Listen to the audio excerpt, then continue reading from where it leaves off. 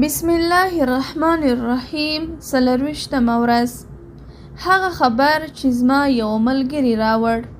زما یو ملګری نوی له مکې څخه راغلی و. ما ته یې وویل راته ځیر شه چې څه درته وایم. په مکه کې د پیغمبر د مبعوث کېدو په اړه خبرې کولې. نوموړي خلک د داسې عبادت ته رابلل چې هیڅ شریک نه لري. نه پوهېدم چې څوک دی، خو په یقین سره وایم چې دروغ نه دي. د خپلې ملګرې د خبرو له اورېدو وروسته سخت هیجاني شوم. په بیړه پورته شوم او مکې ته ولاړم.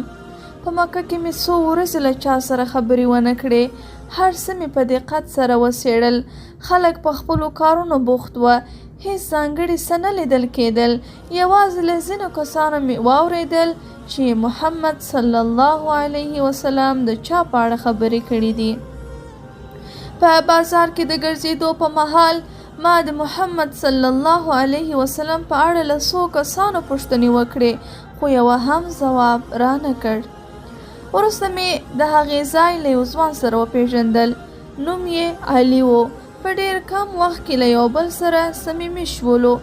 کله چې پوه شو چې زه کوم ناوړه نیت او فکر نه لرم، ما ته یې وویل له کومو کسانو څخه چې تا په بازار کې د پیغمبر صلی الله علیه وسلم په اړه پوښتنې کولې، هغوی زموږ ملګري دي.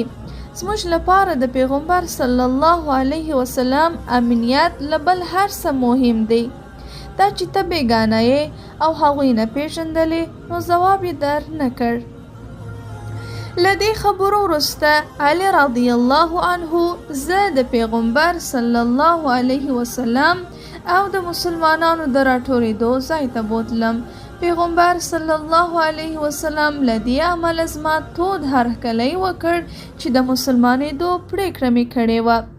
وروسته مې هغوی ته وویل زه غواړم له تاسو سره پاتې شم، خو پیغمبر صلی الله علیه وسلم زما خبره ونه منل.